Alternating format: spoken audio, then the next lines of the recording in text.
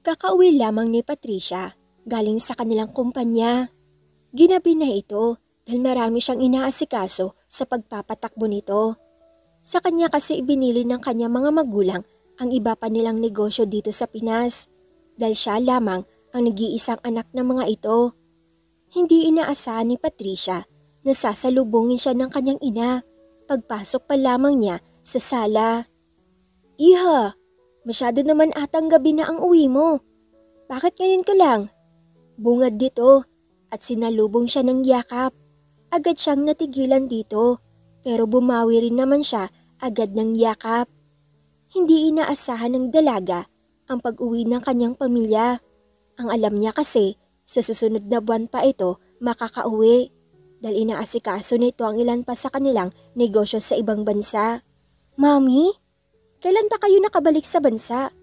You didn't even bother to call me. Si Daddy po, hindi niyo man lang ako sinabihan na uuwi na pala kayo." Masayang sagot ng dalaga sa kanyang ina na kunwari pang hinaluan niya ng pagtampo. Nasa kwarto, kausap sa telepono ang business partner namin. Sinadya naming wag sabihin dahil gusto ka naming supresahin. Sakto naman ng pagkasabi nito ng kanyang ina ang siyang pagbaba ng kanyang ama sa hagdan. "Dad, namiss ko kayo."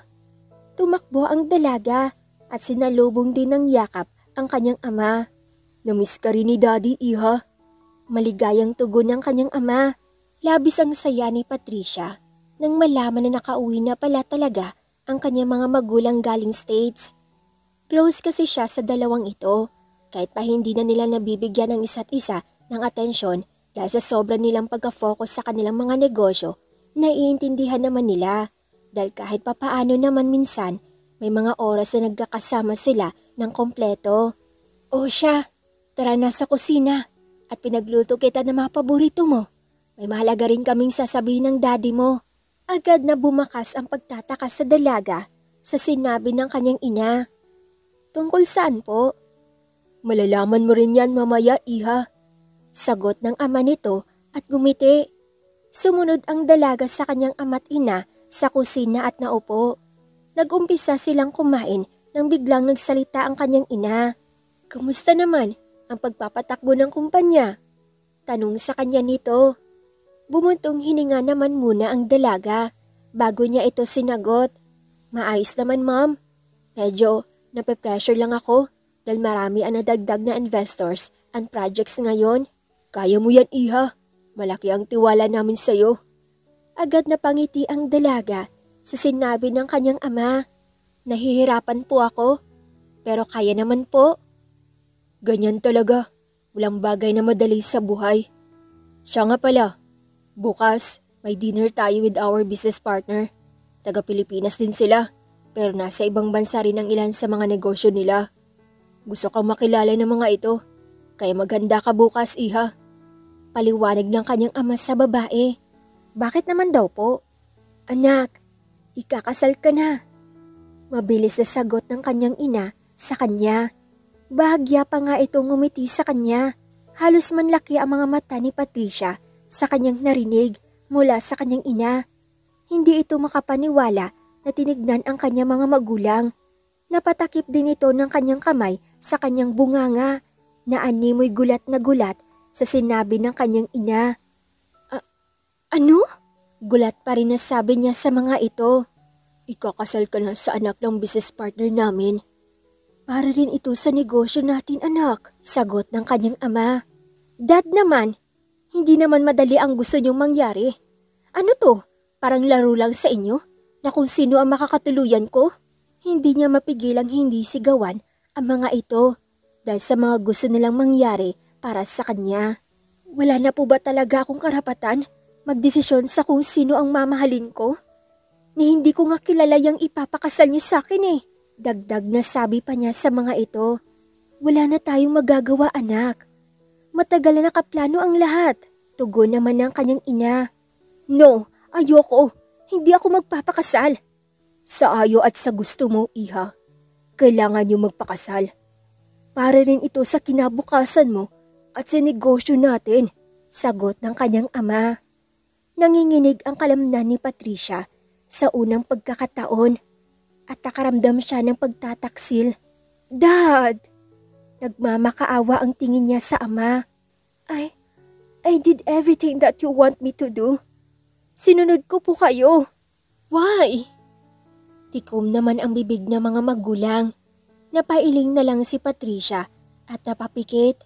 Hindi na umimik ang dalaga dahil alam niya sa sarili niya na kahit anong pagtanggi niya sa mga ito, sila at sila pa rin naman ang masusunod.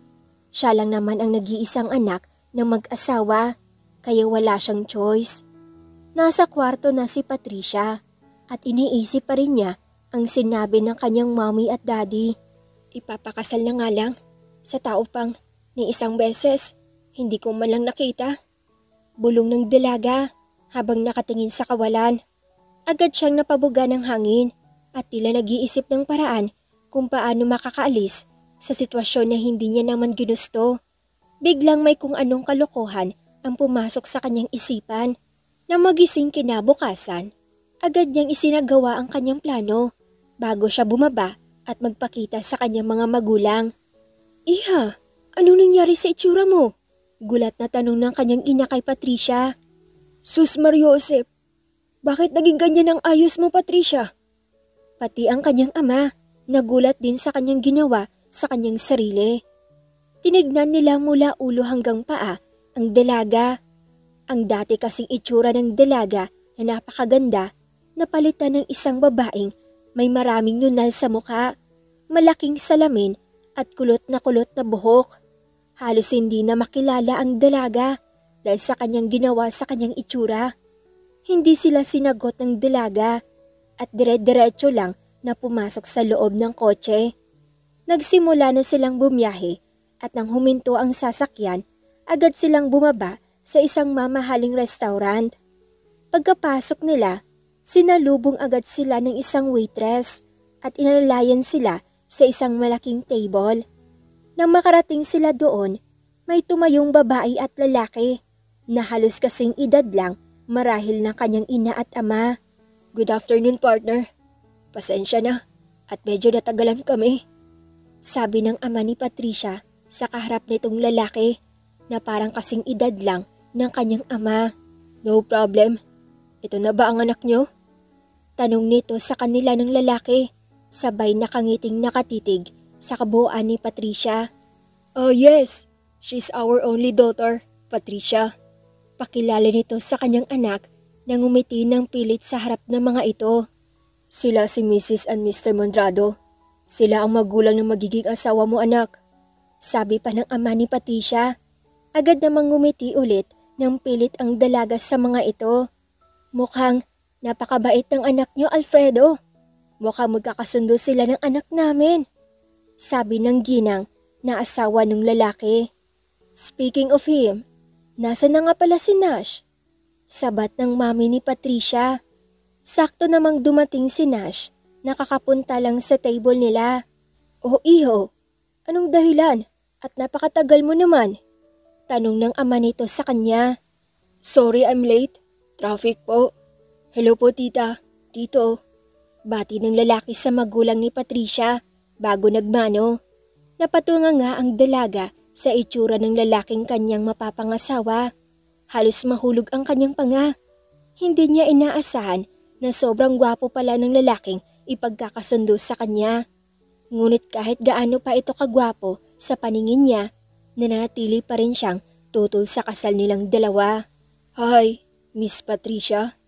I'm Nash, your soon-to-be husband.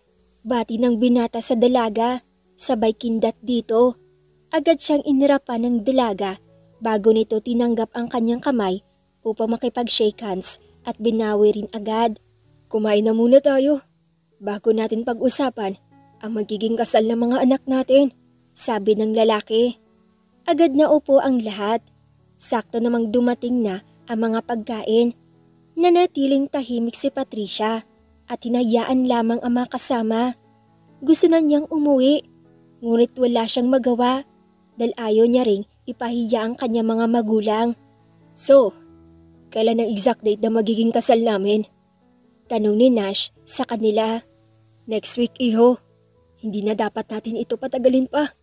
At sabik na rin kami magkaapo. Tugon ng ama ni Patricia kay Nash na siyang naging dahilan upang mabuga ng dalaga ang tubig na iniinom. Okay ka lang ba, iha? Tanong nila sa dalaga.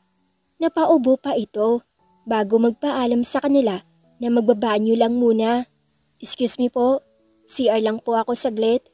Paalam ng dalaga sa kanila. Agad tinitigan ng dalaga ang kanyang itsura sa salamin ng CR. Naiinis siya dahil hindi niya naman gusto ang bagay na ito.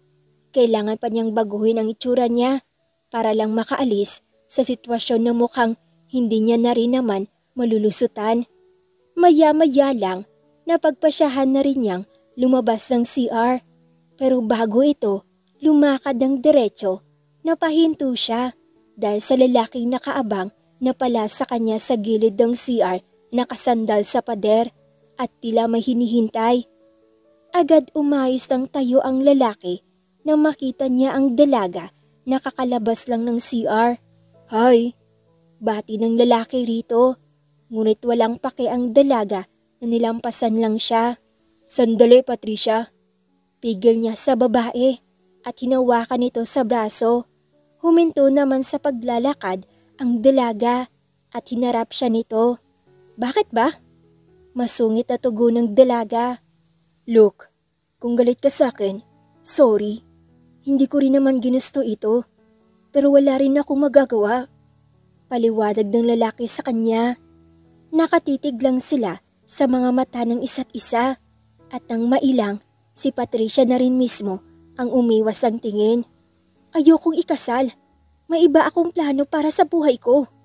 Sabi nito habang nakatingin sa kawalan. Don't worry. Sa oras na ikasal na tayo, hindi kita pipilitin sa mga bagay na ayaw mo. Magagawa mo pa rin ang lahat ng gusto mo. Dahil kakasal lang naman tayo. Hindi naman natin mahal ang isa't isa. Tugon ng lalaki sa dalaga at gumiti. Mabilis na lumipas ang araw at dumating na nga ang araw na nakatakda silang ikasal. Katatapos lang ayusan ni Patricia nang pumasok ang kanyang ina sa kwarto. Agad siyang nilapitan nito at naupo sa tabi niya. Nilingon lang ng dalaga ang kanyang ina at binalik ang tingin sa isang malaking salamin sa harap nila.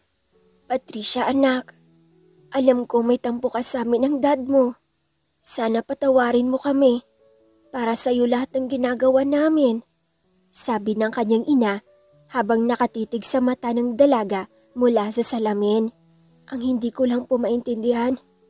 Bakit kailangan niyo magplano ng hindi ko man lang alam? Nangingilid ang luhang sagot ng dalaga. Pasensya ka na anak. Hindi lang namin alam ng daddy mo kung paano agad namin sasabihin sa'yo. Sana mapatawad mo kami, Patricia. Dagdag na sabi pa ng kanyang ina bago ito lumabas ng silid. Simple lamang ang kasal na inihanda ng kanilang mga magulang kung saan malalapit na kaibigan at kamag-anak lamang ang kanilang inimbitahan na dumalo sa kasal. Kasalukuyan, nagsisimula ang seremonya ng kanilang kasal at si Patricia dahan-dahang naglakad palapit kay Nash na nakatayo sa may harap ng altar. Nang makalapit ang dalaga, maingat siyang hinawakan nito at nginitian. Inalalayan siya nito habang papunta sila sa harap ng paring magkakasal. Isa ka na ngayong ganap ng Mrs. Mondrado. Bulong ni Nash sa kanyang asawa. Tinitignan lang siya ni Patricia at halos patayin na siya nito sa kanyang isipan. Ginanap sa isang mamahaling resort ang resepsyon ng kanilang kasal na pagmamay-ari rin ng pamilyang Mondrado. Pinagmamasdan lang ni Patricia ang pamilya nila na masayang nag-uusap habang umiinom. Samantalang siya walang gana at parang pagod na pagod sa nangyari sa araw niya ngayon. Lumipas na ang mga linggo. Magkasama na ang dalawang mag-asawa sa iisang bahay.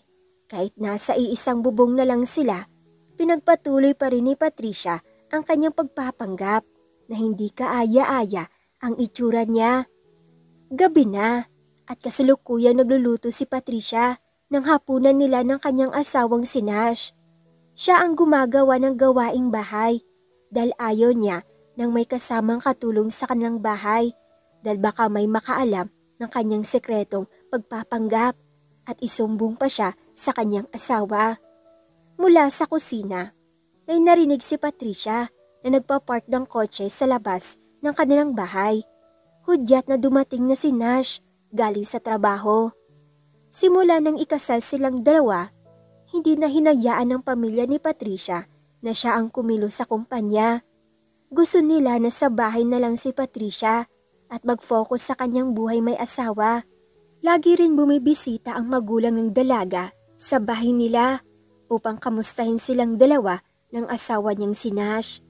Kahit nagtatampo si Patricia sa kanyang mga magulang, mas pinili niyang patawarin ang mga ito at mag-focus na lang sa bagay na kung anong meron siya ngayon. Pero kahit pilitin niyang gustuhin ang buhay ng pagiging may asawa, hindi niya talaga magawa. Lalo pa na si Nash ang kanyang pinakasalan. Kahit gaano ito kagwapo sa paningin niya, hinding-hindi niya ito magugustuhan. Yan ang sabi niya sa kanyang isipan mula noon. Good evening, bati ni Nash kay Patricia at hinalikan ito sa pisngi. Hindi naman niya nilingon ang lalaki at nagpatuloy lang sa pagluluto. Paluto na ito. Umakyat ka na sa taas at magbihis para makakain ka na. Ani ng babae sa kanyang asawa. Kahit pa ayaw ni Patricia kay Nash, pinapagluto pa rin niya ito at pinagsisilbihan dahil yun ang sabi ng kanyang ina na dapat niyang gawin sa kanyang asawa. Sige, sabay na tayong kumain mamaya. Tugon ni Nash sa kanya at mabilis na umakyat sa taas. Feeling close, bulong ng dalaga sa kanyang sarili habang nagpapairap. Nang matapos siya sa pagluluto, agad niyang inihanda ang pagkain sa kanilang lamesa. Sakto naman na bumaba na ang lalaki kaya nag-umpisa na silang kumain. Ngunit sa kanilang pagkain, nanatili lang na tahimik ang babae at diretso lang ang tingin sa pagkain habang ngumunguya. May kung anong biglang pumasok sa isipan ng dalaga na siyang naging dahilan upang masamid ito sa kanyang kinakain. Ubo ito ng ubo habang nakahawak sa lalamunan. Nataranta naman ang lalaki at agad kumuha ng tubig at inalalayan siyang uminom nito. Ang takaw mo kasi. Dahan-dahan lang sa pagkain. Mahinaw na sambit ni Nash. Agad naman natigilan si Patricia na nakatingin sa ginagawa ni Nash sa kanya. Para bang asawa talaga siya kung ituring na lalaki sa inaasta nito sa kanya. Para may kung ano siyang naramdaman na hindi niya matukoy.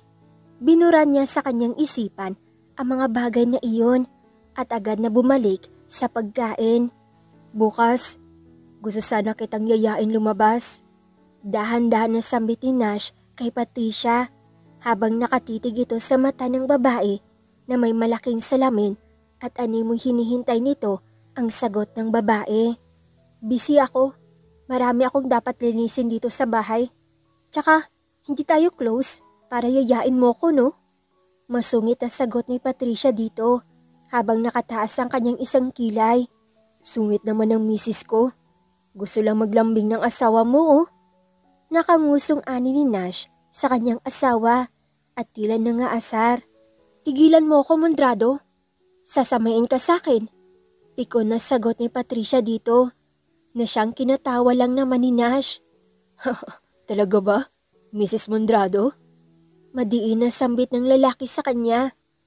Lalong naningkit ang mga mata ni Patricia habang nakatitig sa lalaki. Gustong-gusto mo talaga akong iniinis, no?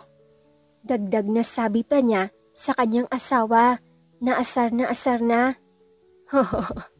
Ang cute mo kasi tignan pag naaasar ka. Maligaya pang tugon ng lalaki sa kanya habang nakangiti dito.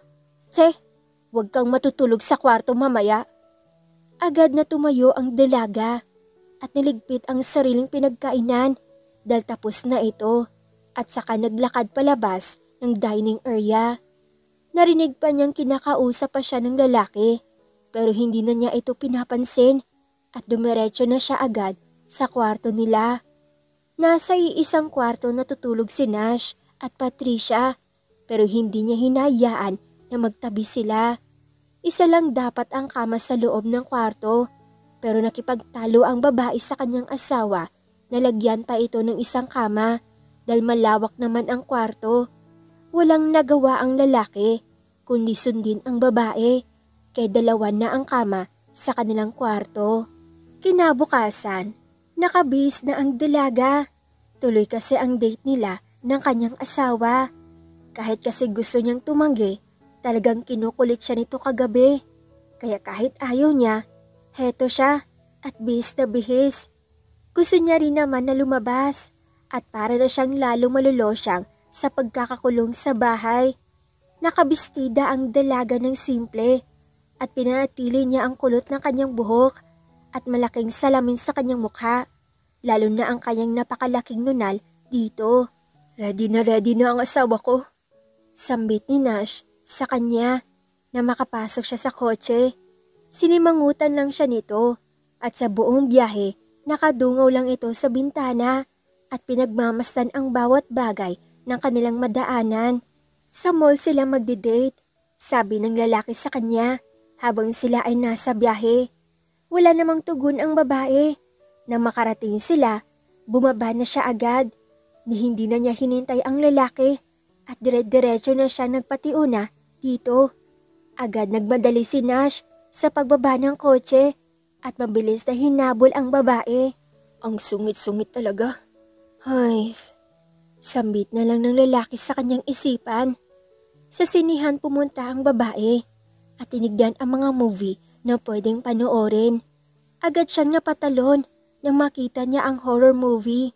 Mahilig kasi si Patricia sa mga katatakutan, kaya halos matapilok ito sa sobrang ligaya ng tinuturo ng movie kay Nash. Nash, gusto ko manood ng horror movie na to. Masiglang sabi ng babae sa kanyang asawa habang nakaturo ang kamay sa movie at ang isa naman nakahawak sa braso ni Nash. Sigurado ka ba dyan? Nag-aalangan na tugon ni Nash sa kanyang asawa at napapalunok ng tignan ang movie na nakabalandar sa labas ng sinihan. Oo naman, tara na, sagot ni Patricia sa kanya. Walang nagawa si Nash nang hilain na siya ng kanyang asawa patungo sa bilihan ng tickets. At nang makabili, bumili rin sila ng popcorn at iba pang makakain. Matapos yun, dumiretso sila sa loob ng sinihan. Buong oras ng panonood nila, hindi makatingin ng diretso si Nash sa malaking screen. Nang tignan niya naman si Patricia, nag-e-enjoy ito habang nanonood.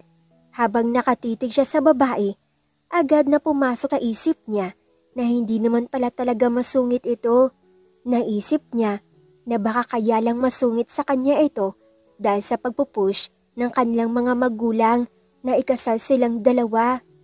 Aminado si Nash na hindi mahirap mahalin at pakisamahan si Patricia. Unang kita niya pa lang kay Patricia, napahanga na siya dito. Pero ayaw sa kanya ng dalaga, kaya hinayaan na lang niya ito. Pinipilit ni Nash na maging maganda ang samahan nilang dalawa at hindi naman siya bigong gawin ito dahil nakikisama naman sa kanya ang asawa. Matapos ang panonood, naglalakad na sila sa exit ng sinihan. Ngunit nanatiling tahimik si Nash. Hoy, bakit ang tahimik mo? Natakot ka no? Huh? Hindi no? Defensive na tanggi ni Nash kay Patricia na siyang kinahalakhak ng babae. Sus, kunwari ka pa. Sa akin ka nga nakatingin kanina, imbis sa screen eh. Pangaasar naman sa kanya nito. Aba, ako naman inaasar mo ngayon ah. Tangi na isagot na lamang ng lalaki dito. Hindi niya alam na nakita pala siya ni Patricia kanina na nakatitig siya dito. Ang lakas tuloy mang-asar ng babae sa kanya ngayon. O bakit? Sabihin mong hindi totoo. Oo na. Nakangusong sagot niya sa asawa. Sunod silang naglaro sa arcade. Tinuro ng dalaga ang isang stuffed toy na nasa loob ng claw machine. Gusto ko yan. Naglagay naman agad ng token si Nash sa claw machine kung nasan ang stuffed toy na gusto ni Patricia at sa isang subok lamang nakuha niya agad ang stuffed toy. Malakas na patili ang babae sa sobrang kaligayahan habang niyayakap ang teddy bear. Nang magsawa siya, kumain naman sila hanggang sa maisipan na nilang umuwi. Hindi maipaliwanag ni Patricia ang sayang nararamdaman niya sa araw na to. Para bang ngayon niya lang naranasan na sumaya ng lubos sa pamamasyal kahit nagagawa niya rin naman ito noon. Kumusta ka naman dyan? Hindi ka naman ba sinasaktan niyang napangasawa mo? Sabihin mo lang, susugurin ko yan dyan. O inasabi ng kaibigan ni Patricia na si Nikki sa kabilang linya. Nabalitaan kasi ng kaibigan niya na in-arranged marriage si Patricia sa taong di niya kilala, kaya agad ito napatawag sa kaibigan at kinamusta ito. Sira, okay lang ako no? Mabait naman siya, mahaba ang pasensya. Tagal nga akong hiwalayan eh. Hays, sagot ni Patricia sa kaibigan. Bakit mo naman kasi hinayaan na pumasok ka sa sitwasyon na yan, Aber? As if naman ginusto ko to. Sila mami lang naman nagdesisyon ng ganito. Nagulat na lang ako at ikakasal na pala ako. Basta, kung may hindi magandang nangyayari sa inyong dalawa, tawagan mo lang ako para mapuntahan agad kita dyan. Thank you, Nikki. The best ka talaga. O siya. Bye na at babalik na ako sa meeting. Paalam ni Nikki sa kabilang linya at pinatay na ang tawag. Pumunta sa kusina si Patricia para sana kumuha ng tubig nang biglang mag-ring ang phone ni Nash na nakapatong sa lamesa. Nilapitan niya ito at tinignan kung sino ang tumatawag. Trixie? Sino naman itong babaeng to? Nakataas ang isang kilay na ani ng babae sa kanyang isipan. Hindi ito sinagot ni Patricia at hinayaan lang hanggang sa mamatay ang tawag.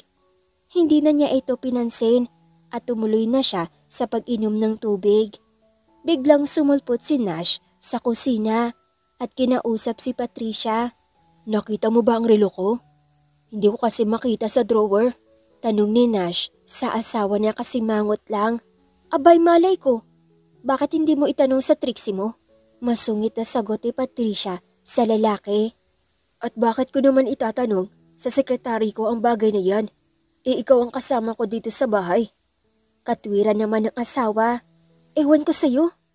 Padabog na umalis ang dalaga sa harap ng lalaki. Ano naman ang ginawa ko?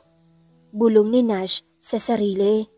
Hindi alam ni Nash kung ano naman ang dahilan kung bakit masungit na naman ang kanyang asawa sa kanya.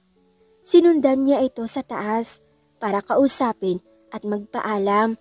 Siya nga pala, pupunta kaming States para asikasuhin ang isa nating business doon. Mamayang gabi na ang flight namin. 2 linggo ako mawawala. Mag-ingat ka dito sa bahay at huwag mong hayaan na kung sino-sino ang pumasok dito dahil delikado para sa'yo. Okay, tanging sagot ni Patricia sa asawa. Napabuntong hininga na lang si Nash at saka lumabas ng kwarto. Kinagabihan, nakaalis na si Nash sa kanilang bahay upang sumakay ng eroplano patungong States. Hindi ito nakapagpaalam ng maayos kay Patricia dahil hindi naman makausap ng maayos ang asawa. Tumawag kay Nash ang ama ni Patricia. Agad namang sinagot ang tawag. Hello, Mr. Alfredo? Bungad ni Nash pagkasagot ng tawag at inantay itong sumagot. Pasunod na rin kami. Mamaya pa ang alis namin. Ikaw na muna ang humarap kinala Mr. Reyes pagdating mo. Yes po, copy. Mahaba-haba pa ang oras ng kanilang lipad at kung ano-anong sumasagi sa isip ni Nash. Okay lang ba kayo, sir?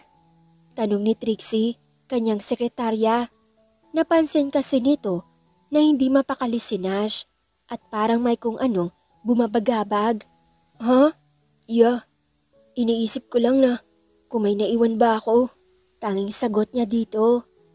Madaling araw na nang makarating sila Nash ng States. Agad niyang kinausap si Mr. Reyes about sa negosyo nila. Sa mga sumunod na araw, hindi pa rin maiwasan ni Nash na hindi mapakali. Wala pa sa 2 linggo ang pananatili niya sa States pero parang gusto na niyang umuwi. Bigla niyang naisip si Patricia kaya naisipan niya itong tawagan.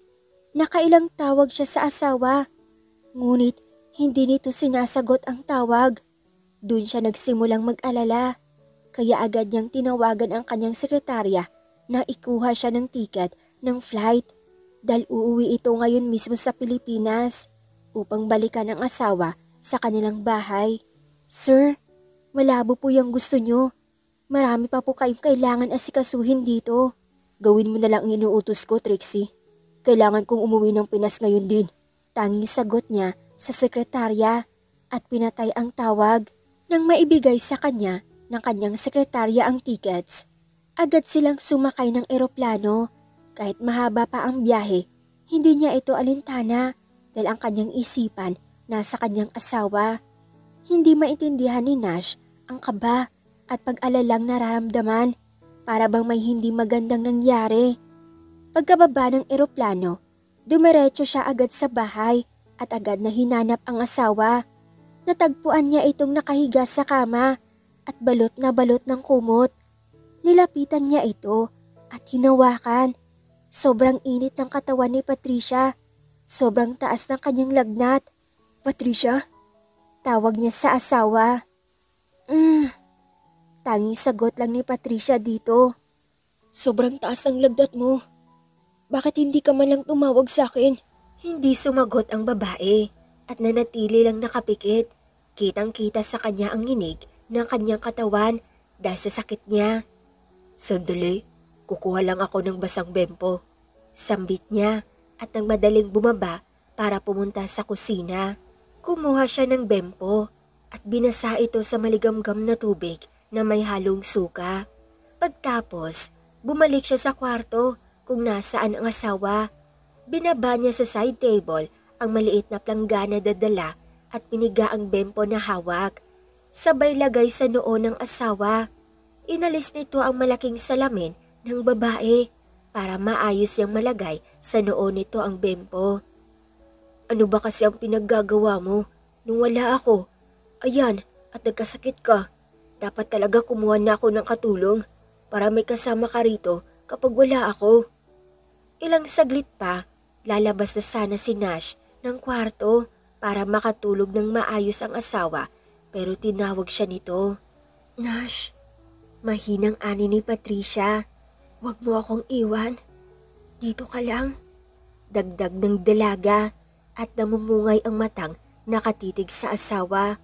Agad na bumalik ang lalaki sa kama at tinabihan ang asawa. Oo, dito lang ako. Hindi kita iiwan. Nakayakap siya kay Patricia habang nakahiga silang dalawa. Magkahawak din ang kanilang mga kamay. Para bang takot na takot si Patricia na baka iwan siya ni Nash. Nasa ganong posisyon lang silang dalawa hanggang sa makatulog sila ng sabay. Kinabukasan, naunang nagising si Nash at agad siyang naghanda ng makakain para may makain ang asawa pagkagising nito. Pagkatapos niyang magluto, inayos niya ito at dinala sa itaas ng kwarto. Nagdala rin siya ng gamot para mapainom kay Patricia para maging maayos na ang lagay nito. Sakto naman, nagising na ang babae kaya inalalayan niya itong makaupo. Kumusta na ang pakiramdam mo? Masama pa rin. Medyo masakit ang ulo ko. Lamyang tugon nito sa kanya. Susubuan na lang kita. Suggestion ni Nash nang makitang nahihirapan si Patricia sa pagsubo ng pagkain sa kanya. Habang sinusubuan siya ni Nash, hindi niya maiwasan na titigan nito. Namangha siya sa lalaki dahil hindi niya inaasahan na aalagaan siya nito ngayong may sakit siya.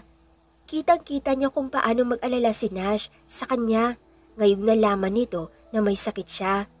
Ang hindi niya lang maisip kung paano nalaman ni Nash na may sakit siya kaya ito umuwi agad. Nitong nakaraan, bigla na lang sumama ang pakiramdam ni Patricia.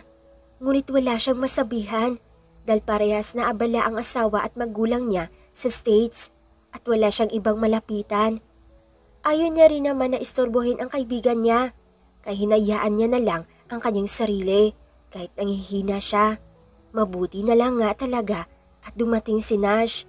Nanatili siyang pinagmamasdan ang asawa dahil seryosong-seryoso ito sa kanyang ginagawa pagsubo ng pagkain kay Patricia. Matapos niyang kumain, pinainom agad siya nito ng gamot at pinagpahinga ulit. Salamat, Nash. Nakangiting tugon niya sa asawa na ngayon nakahiga rin sa tabi niya. Hindi sumagot si Nash at tanging paghalik lang nito sa noo ng babae ang ginawa, sabay yakap dito ng mahigpit. May naramdaman ang babae sa kanyang damdamin na hindi niya maamin sa kanyang sarili. Sa makalipas na araw, unti-unti nang gumagaling ang pakiramdam ni Patricia kaya nagkukusa na ulit siyang kumilos sa kanilang bahay na hindi alam ni Nash. Kasalukuyang naguhugas ng pinggan si Patricia na makita siya ni Nash. Mabilis itong lumapit sa kanya at pinatigil sa ginagawa. "Patricia, bakit kumikilos ka na agad? Hindi ka pa nga magaling eh. Nangihina ka pa." Saway nito sa kanya. "Magaling na ako, ano ka ba? Effective kaya ang pag-aalaga mo, kaya mabilis akong gumaling." "Kahit na, baka mabinat ka dyan sa ginagawa mo at magkasakit ka ulit." Hindi pinakinggan ng babae ang asawa at nagpatuloy pa rin sa kanyang ginagawa. "Magaling na ako. Ang kulit. Tigas talaga ng ulo mo. Akin na nga yan, ako na ang tatapos." Hindi nakapagsalita ang babae dahil agad na itong inagaw sa kanya ng asawa. Wala siyang nagawa kung hindi ayaan ito at pumunta na lang sa teres ng kanilang bahay para tumingin sa mga bituin sa langit. Iniisip nito si Nash kung paano ito naging mabuti sa kanya simula umpisa. Umpisa pa lang, tinuring na siya nitong asawa kahit palagi niya itong hindi pinapansin at sinusungitan. Aminado si Patricia na may nararamdaman na siya sa kanyang asawa. Hindi niya alam kung ikatutuwa niya ba ang nararamdamang ito o ikagalit. "Bakit hindi ka pa natutulog?" Tanong ni Nash na nasa kanyang likuran. "Hindi pa ako inaantok. Ang daming stars. Gusto ko silang pagmasdan." Lumapit si Nash at pinagbasdan si Patricia habang nakatingin ito sa itaas. "Ang ganda, no?" Ani ni Patricia na hindi inaalis ang tingin sa mga bituin. "Maganda nga. Sobra."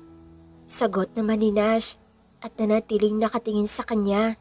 Kahit hindi kagandahan ang babae, hindi ito naging hadlang para lalong mahulog si Nash sa kanya.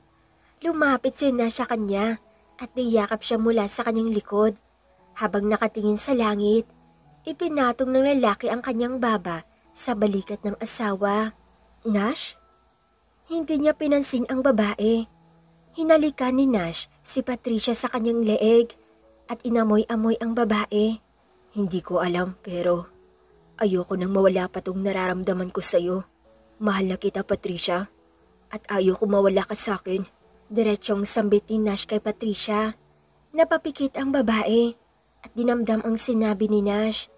Hindi niya maipaliwanag ang sarap sa pakiramdam pakinggan ng mga sinabi nito sa kanya. Hinarap siya nito ng lalaki at dahan-dahang idinampi ang kanilang mga labi.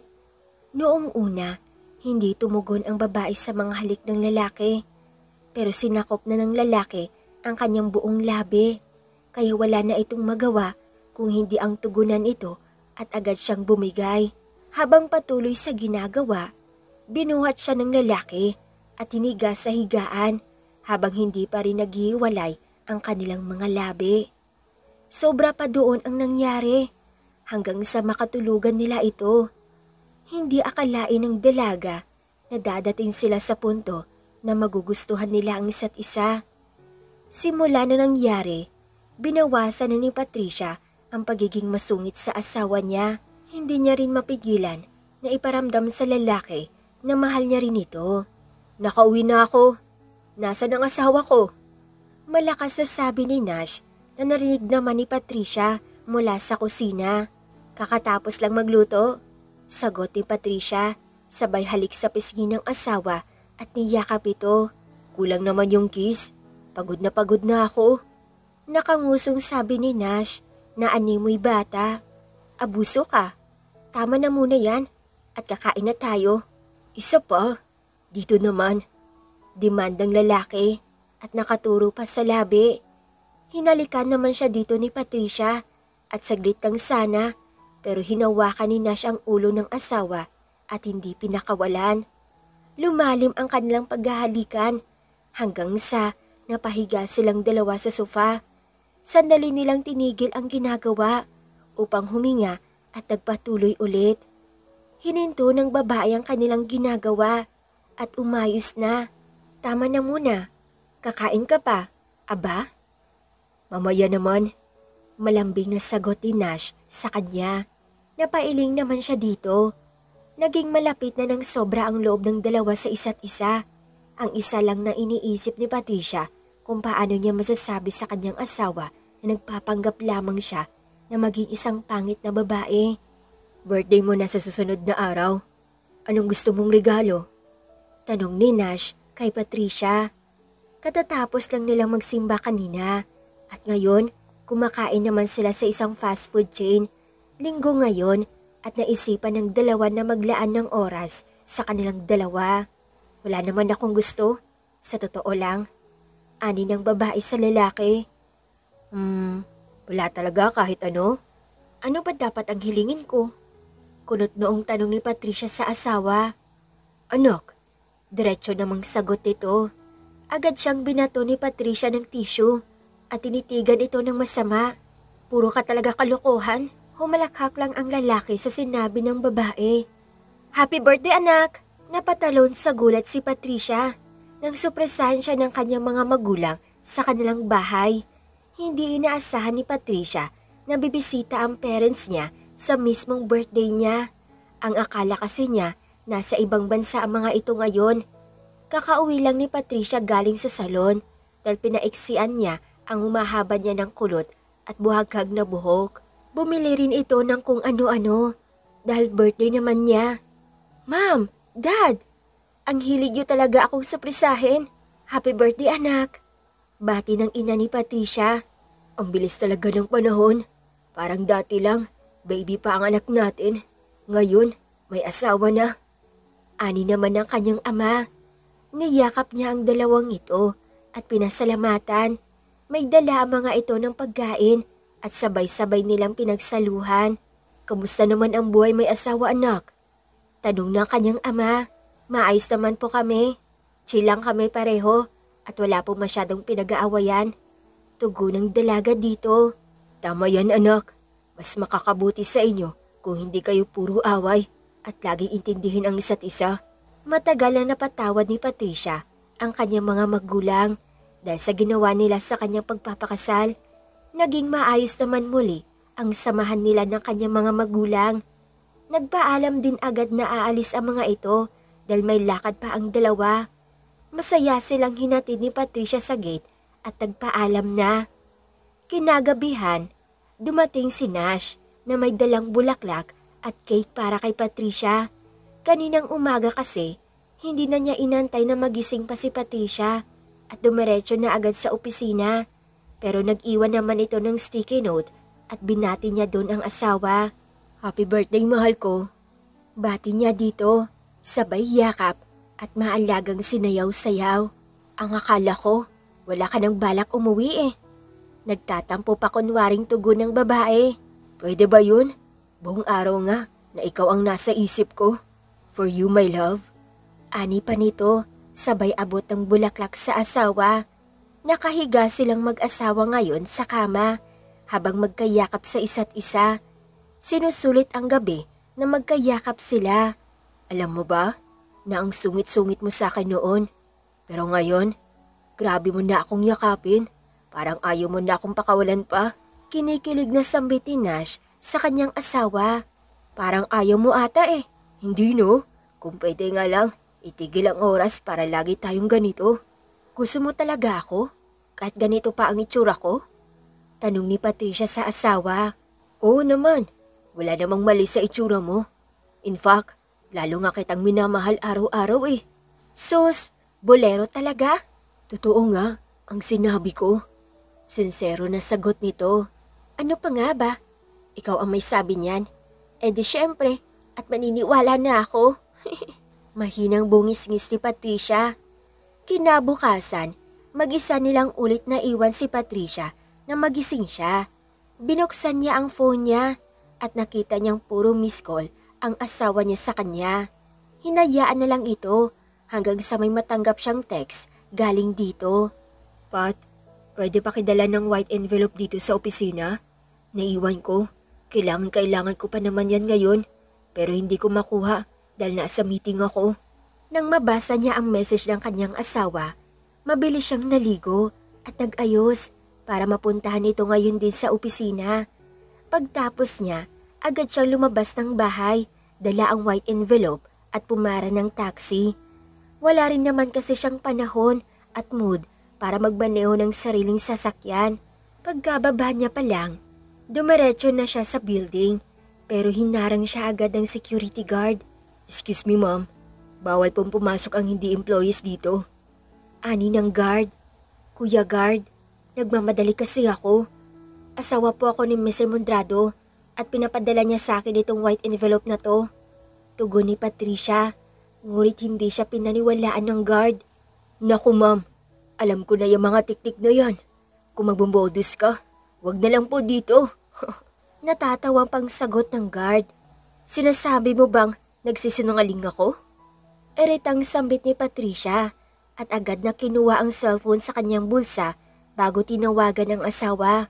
"Ayaw naman akong papasukin ng guard at mukhang pinagbibintangan pa ata akong nagmomodus." Eritang sabi pa ni Patricia kay Nash sa phone habang diretso ang tingin sa guard. Narinig niya ang mahinang pagmumura at pag-alala sa boses ng asawa sa kabilang linya. "Ibigay mo sa kanya, love. Ako ang kakausap." Ngumuso si Patricia at ibinigay na nga ang phone niya sa guard habang tinitigan niya pa rin ito ng masama. "Bakit ayaw niyong papasukin ng asawa ko? Gusto niyo bang sisantihin ko kayo?" Bakas na bahagyang natakot ang guard sa sinabi ni Nash dito. Kaya naman, nakokonsensya nitong tinitigan si Patricia at anemoy nang hihingi ng paumanhin. Hindi po sir, pasensya na po. Ma'am, pasensya na po kayo. Maari na po kayong pumasok." Nakayukong sambit nito sa babae. Inirapan lang ito ni Patricia at dumiretso na sa loob. Habang naglalakad siya, pinagtitinginan siya ng mga tao pero hindi niya pinansin ang mga ito. Hindi nakaligtas ang itsura niya sa mga mapangmintas na tao at walang ibang ginawa kung hindi ang manglait. Anong itsura yan? Nakakatakot naman. Nakakasira ng araw. Balita ko, asawa ni Sir yan guys. Huwag ka nga magbiro. Na makarating siya sa opisina, nandun na rin si Nash. Nakakatapos lang umattend ng meeting.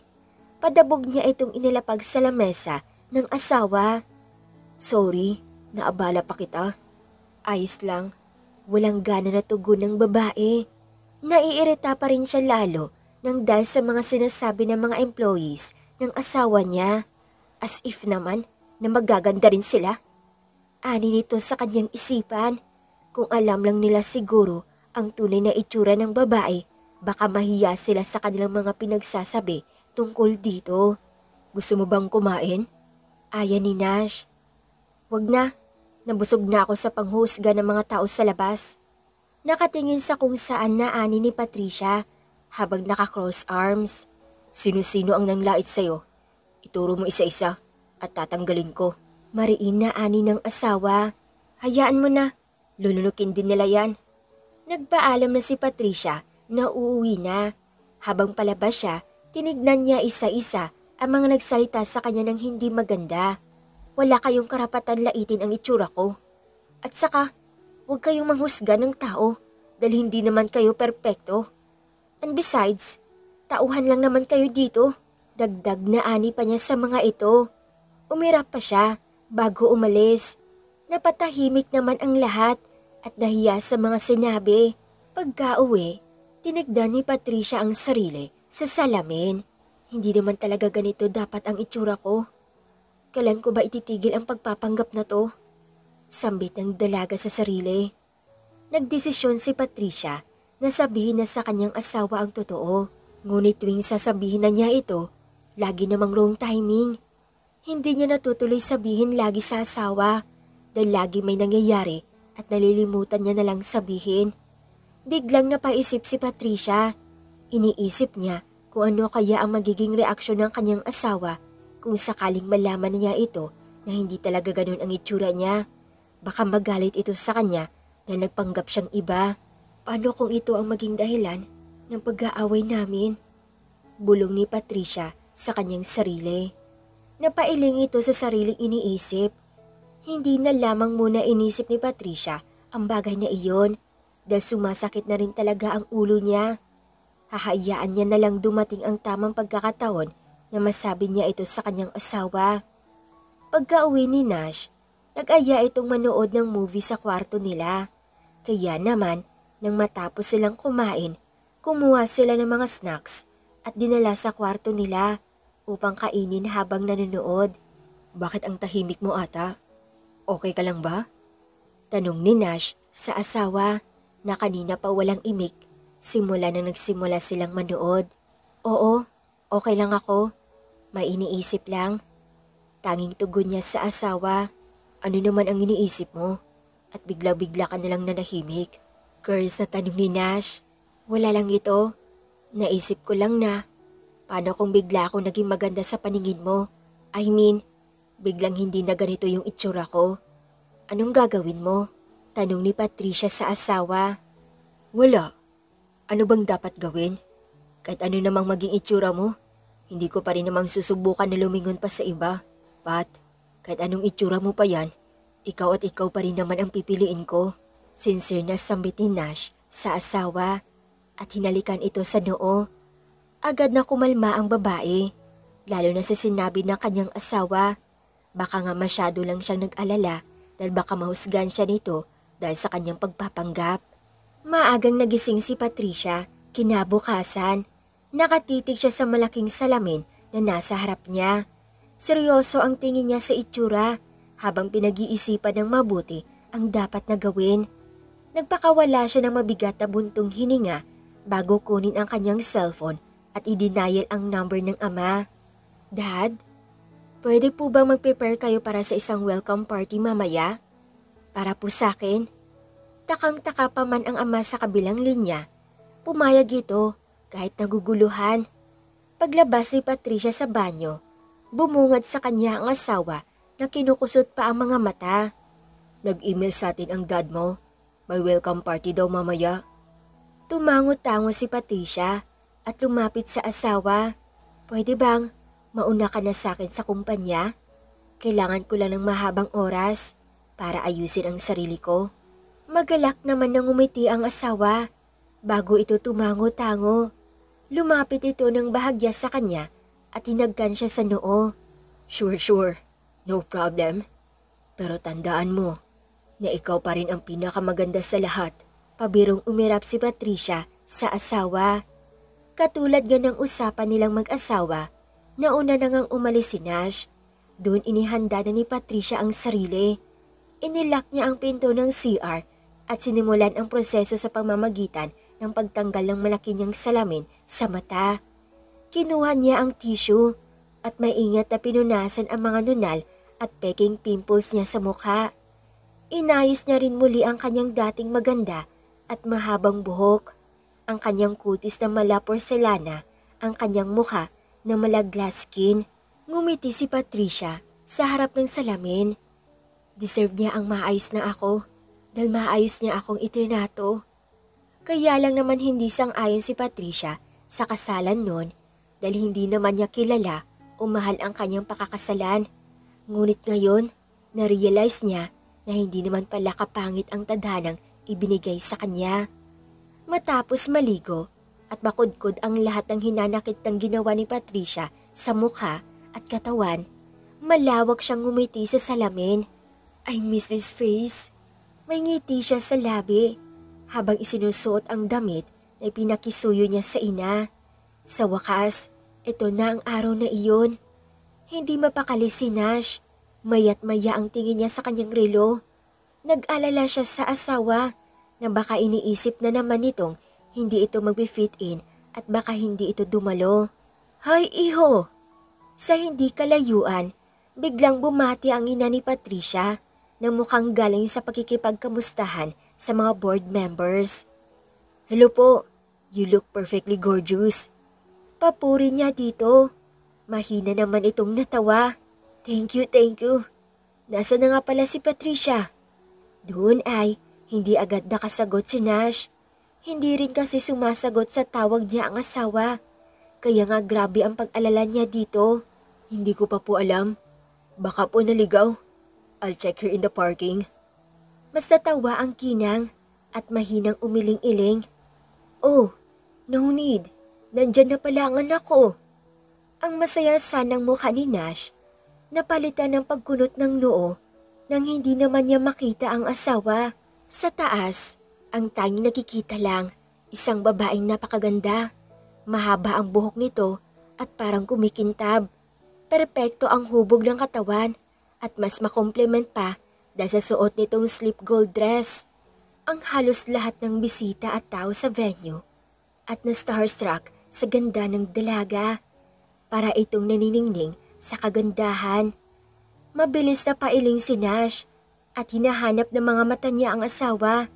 Hindi naman niya ito makita. Let's all welcome my only daughter.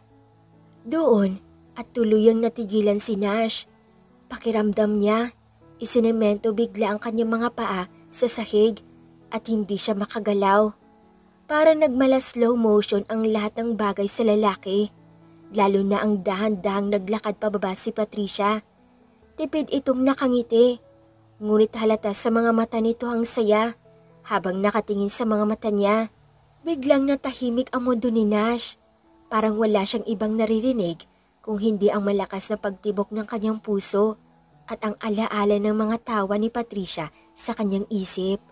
Para bang ang bawat paghakbang ng takong nito, rinig na rinig niya.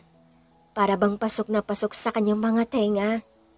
Paanong ang maganda niyang asawa na may malalaking salamin, ganito ang tunay na itsura. Hi! Ani ni Patricia nang tuluyan na itong makalapit sa kanya. Napakurap-kurap si Nash at napalunok ng sariling laway. Hi! Kahit naguguluhan pa rin si Nash, maingat niyang kinuha ang kamay ng asawa at hinagkan ang kamay nito. Ang mga mata nga nito, kagaya ng mga mata ng kanyang asawa, kay walang duda kahit na ang layo ng itsura ng babaeng pinakasalan niya sa babaeng kaharap niya ngayon, tiwala naman ang kanyang puso. I'm sorry kung itinago ko ang tunay na ako. Gusto ko lang naman na hindi mo ako magustuhan. Ngumiti si Nash at maingat na hinaplos ang mukha ng babae.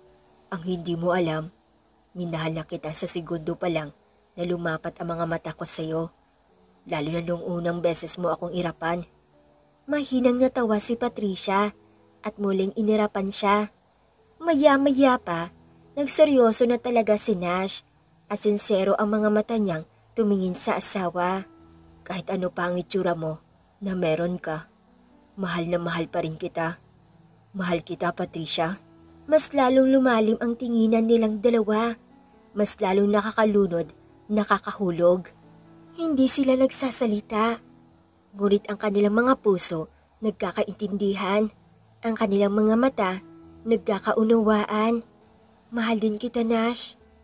Sa nagsimula na romantikong kanta, nasa ilalim ang mag-asawa. May pagmamahal ang tapunan ng mga tingin at kalmante ang mga puso. Ang ganda mo. May salamin man o wala. Ang ganda-ganda mo sa paningin ko. Ang mga mata ni Nash nakatitig kay Patricia. Sinasamba nito ang bawat sulok ng kanyang pagkatao. Hindi nagbago ang mga paghangang tingin ni Nash. Mas lalo lang itong umibabaw at lumalim. Pwede ko bang maisayaw ang maganda kong asawa? Matamis na ngumiti ang babae bago tumango-tango. Maingat na hinawakan ni Nash ang kamay ng babae at iginaya sa dance floor. Ang lahat ng tao nakatingin sa kanila. Ang mga mata ng mga ito punong-puno ng paghanga dahil sa nararamdaman na umaapaw na pag-iibigan nila. Ang swerte ng anak nyo. Congratulations! Puri ng isang investor sa mga magulang ni Patricia. Ngumiti naman ang mga ito at marahang tumango-tango. Ang swerte nila sa isa't isa. Pinanood naman ng mag-asawa ang kanilang unika iha na may mga ngiti sa labi. Alam nila sa kanilang mga sarili na nahanap na nga ng kanilang anak ang taong mag-iingat sa puso nito. I'm so happy for our baby girl. Nagkatinginan ang mag-asawa bago nagyakap. Kahit papaano, may magandang naidulot ang kagustuhan natin para sa kanya, para sa ating mahal na anak. Sa kabilang banda naman, parang may sariling mundo si Patricia at Nash. May ngiti ang kanilang mga labi habang patuloy na sumasabay sa romantikong kanta. Nagising si Patricia kinaumagahan nang wala si Nash sa kanyang tabi. Matapos kasi ang party, sabay na silang umuwi at sabay rin na natulog. Ito ang unang umaga ni Patricia na hindi niya kailangan pang ikabit ang mga peking pimples at tunal, maging ang kanyang malaking salamin. Hindi na niya dapat pang suotin. Nash? Tumayo ang babae para hanapin ang asawa. Una niyang pinuntahan ang banyo, ngunit wala doon ang asawa. Mabilis naman kinuha ni Patricia ang cellphone at nakita naman na masyado pang maaga para pumasok ito sa trabaho. Nash? Nasaan ka? Tuluyan na ngang lumabas si Patricia sa loob ng kanilang kwarto. Suot lang ang kanyang nightgown. Maganda pa rin siya kahit na wala pang hilamos. Para bang maging ang lamok, mahihiyang lumapat sa kanyang balat sa kakinisan nito. Kunot na kunot ang noo ni Patricia nang papansin na nawawala ang mga wedding pictures ng kanilang living room. Doon nakaramdam ng takot ang babae at pangamba. Nash, where are you? Nilibot niya pa ang buong bahay, ngunit hindi niya talaga makita ang asawa. Umalis na ba ito? Tuluyan na ba siyang iniwan nito? Hindi ba nito nagustuhan ang tunay na itsura niya? Kung ganon, dapat nanatili na lang siyang bilang isang pangit na babae. Nanginginig na ang mga luha ni Patricia. Gusto nang kumawala ng mga ito sa kanyang mga mata. How could you? How could you leave me here? Tuluyang nanghina ang mga tuhod ni Patricia. Hindi niya lubos akalain na iiwan siya ni Nash dahil lang sa hindi siya talaga pangit. Pat, mabilis na lumingon ang babae sa nagsalita habang nanatili siyang nakalupagi sa sahig. Doon nakita niya ang asawa na malawak ang ngiti sa kanya. Unti-unti itong lumapit at inalalayan siyang tumayo. Ano bang iniisip mo? Ipinaayos ko lang ang mga wedding pictures natin para mas maiging malaki. Natigilan si Patricia, lalo nang ma-realize niya na totoo ang sinasabi nito dahil may sasakyan na pumarada sa harap ng mansyon nila at may mga ibinabang gamit. Ang aga mo namang ipinagawa yun. Pakiramdam ng babae, napahiya siya sa sarili. Nagdrama lang pala siya ng walang katuturan. Gusto ko sana na supresahin ka. Na paggising mo, malalaki na ang wedding pictures natin. You look stunning in our pictures. Umirap ang babae at bahagyang naramdaman ang pag-iinit ng pisngi dahil alam naman ni Patricia sa sarili na hindi kaaya-aya ang itsura niya sa wedding pictures nila. Okay. Matutulog na lang ako ulit. Mabilis na tumalikod ang babae at pikit matang mabilis na naglakad paakyat sa hagdan. Hiyang-hiya siya sa sarili, lalo na kapag nalaman ni Nash ang mga iniisip niya. Mahal na nga talaga niya ang asawa. Wait lang, hindi na niya hinintay pa ang asawa at mabilis na naglakad papasok sa kanilang kwarto. Doon mabilis niyang isinubsob ang mukha sa mga unan. Pat, may problema ba tayo? Umiling-iling siya dahil wala naman talaga. Overreacting lang siya. Nang maikalma ni Patricia ang sarili, umupo siya sa kama. Maingat naman na tumabi ang asawa niya at hinagkan siya sa noo. Ang akala ko, iniwan mo na ako. Ano ba naman kasi ang gagawin ng isang bilyonaryo sa asawa niya nagpanggap na pangit dahil lang sa sariling kagustuhan? Mahinang natawa si Nash dahil sa sinabi ng asawa at maingat naman niya itong niyakap. Bakit iniisip mo ang mga bagay na yan? Hindi ko iniisip ang mga ganyan. Hindi kita iniisipan ng mali. Ngumuso ang babae bago nito hinayaan ang ulo na sumandal sa dibdib ni Nash. Naisip ko lang, aaminin ni Patricia sa sarili na mayaman din naman ang kanyang pamilya. Siya naman sa kanyang sarili, may mga naipundar na siya sa pamamalakad noon sa kanyang kumpanya. Ngunit ang kanyang asawa na si Nash, hindi lang mayaman, Self-made billionaire ito. Pwede nga siya ritong itsapwera kung nanaisin nito. Simula ngayon, huwag ka na mag-iisip ng mga negatibong bagay. Tumango-tango si Patricia bago ipinikit ang mga mata.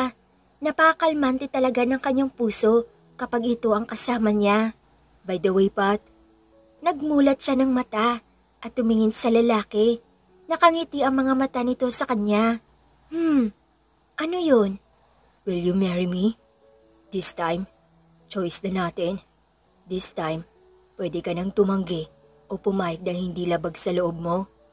Natigilan ang babae at unti-unting napatakip sa kanyang bibig habang nakatingin sa singsing na hawak ni Nash. Gulat na gulat siya. Hindi niya ito inaasahan. Hindi niya akalain na ang minsang arranged marriage na kinamumuhian niya magbibigay sa kanya ng lalaking kaya niyang mahalin habang buhay. Yes! Yes! Gusto kitang pakasalan ngayon! Tuluyang umagos ang masiganang luha sa mga mata ni Patricia. Ito na ata ang pinakaromantikong marriage proposal na sakto para sa kanyang puso. Marahil, hindi ganon kalupit sa kanila ang tadhana dahil ito pa nga ang nagbigay sa kanya ng muling pag-asa at maramdaman ang tunay na pagmamahal.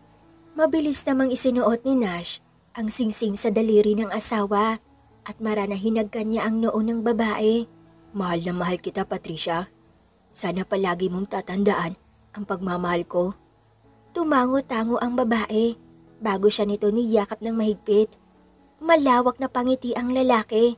Ang puso niya napakasaya dahil hindi lang siya swerte sa negosyo, swerte rin siya sa babaeng minahal niya. Hindi talaga nagkakamali ang kanyang puso. May ngiti sa mga labi ni Patricia habang naglalakad siya patungo sa altar. Natatanaw niya mula sa kanyang pwesto si Nash na may damdaming mga ngiti. Hindi lubos akalain ng babae na si Nash ang gugustuhin niyang makasama sa panghabang buhay. Oo nga't aaminin niya na nagwapuhan siya dito. Ngunit hindi yun sapat para ito na ang kanyang makasama. Ingatan mo ang anak namin, iho. Tumango at gumiti ang lalaki sa ama ng dalaga bago maingat at kinuha ang kanyang kamay. Makakaasa po kayo. Naiingatan ko po siya palagi. Ngumiti ang babae at tumakbang ng bahagya para makaharap ng maayos sa altar. Ang ganda mo, misis. Ramdam ng babae ng pag-iinit ng kanyang mga pisngi. Kaya naman nakagat niya ang labi para pigilan ang pangiti ng malawak. Muling nagsimula ang seremonya ng pare. Ang kanilang mga mata hindi naputol sa pagtitigan, nagbibigay ng sapat na nag-uumapaw ng pagmamahal. Ipinapangako ko sa harap ng Diyos at sa ating mga pamilya na iibigin at aalagaan kita ngayon, bukas at magpakailanman. Alam na alam ni Nash sa sarili na noong unang beses pa lang niyang nakita ang babae, ito na ang gusto niyang mapangasawa at makasama habang buhay.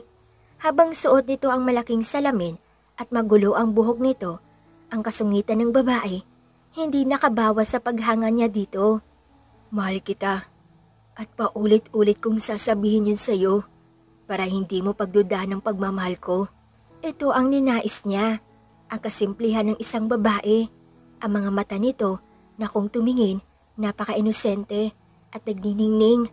Ang mga pisngi nito na namumula at ang mga labi nito na palaging kay sarap hagkan. Ang babaeng pinili niyang makasama habang buhay. Ang natatanging babae na nagbibigay ng kaba sa kanyang puso. 3 taon na ang lumipas at nagbunga ang pagmamahalan nilang dalawa. Naging masaya naman sila sa loob ng 3 taon.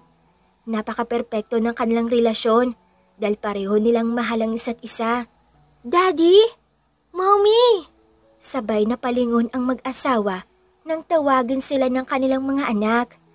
Nakangiti namang nag-squat ang mag-asawa para salubungin ang kanilang anak na kambal. Bakit mukhang excited ang mga anak namin? Masayang tanong ni Patricia sa mga anak bago pinaghahagkan ang mga noo ng mga ito. We saw lolas and lolos. Napangiti naman ang babae sa tinuturo ng mga ito. May paparating nga yate at medyo may kalayuan pa ito. Ang lilinaw naman ng mga mata ng mga baby namin. Miss you na siguro sila, no? Binuhat ni Nash ang mga anak. Kaya naman, ngumiti ang asawa nito at niyakap ang mga ito. Paanong hindi lilinaw ang mga mata nila? Ikaw ang daddy nila. Nakita mo nga ang halaga ko eh. Banat naman ng babae sa kanyang asawa na mahinang tinawanan ng lalaki.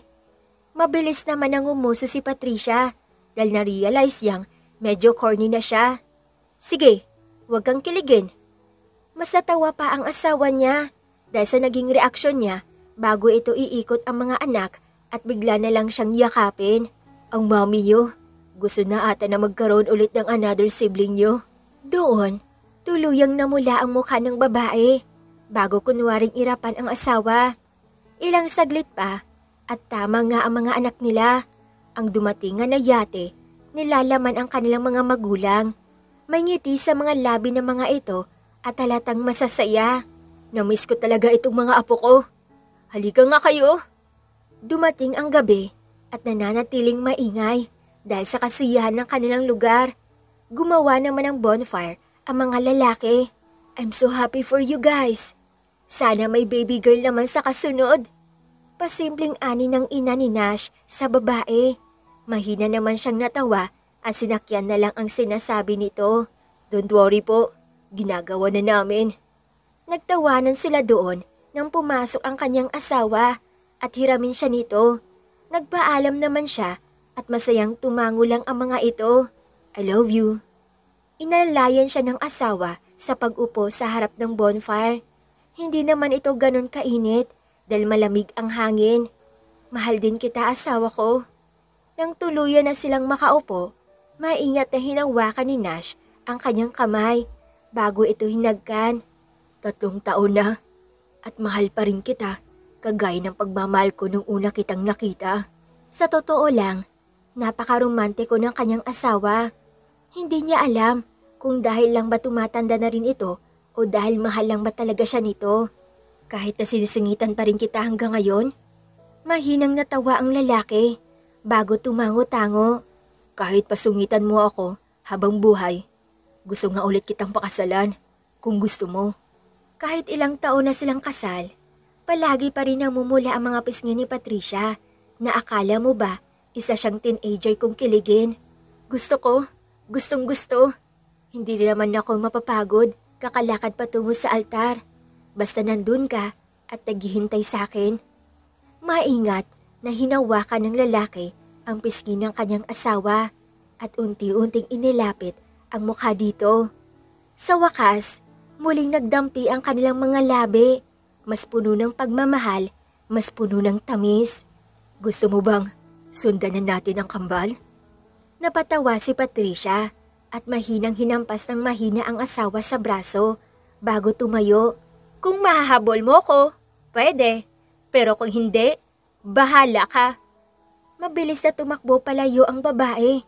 Pumaskil naman ang pilyong ngiti sa asawa nito bago nito hinabol ang asawa sa tabi ng dagat. Rinig ng kanilang mga magulang ang masasayang tawa nila sa ilalim ng maliwanag na buwan at malamig na simoy ng hangin. Ang minsang pagpapanggap ni Patricia, nakahanap ng kalalagyan at yun ay ang kanilang maligayang pagtatapos. At habang nabubuhay silang mag-asawa, ikikwento nila sa kanilang mga anak na minsan sa kanilang buhay naging isa siyang pangit na asawa ng isang bilyonaryo. Mukhang masusundan na ang kambal. Sa wakas, nahuli ni Nash ang kanyang asawa. Hindi ito matigil sa kakatawa kaya hinagkan niya ito sa labi. Mahal na mahal kita asawa ko. Ngumiti ng matamis si Patricia bago nito muling tumugon sa kanyang matatamis na halik.